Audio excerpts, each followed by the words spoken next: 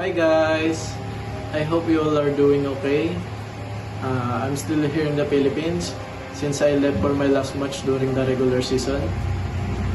I had to go back because my dad's condition was really concerning during that time. I hope you guys understand.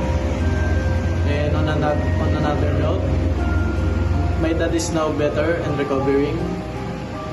And I'm just spending my time with my loved ones. About season 17, I know that each team tried and worked as hard, but at the end of the day, there will always be a better team that will take home the victory. But I believe RRQ will take its crown back in another season.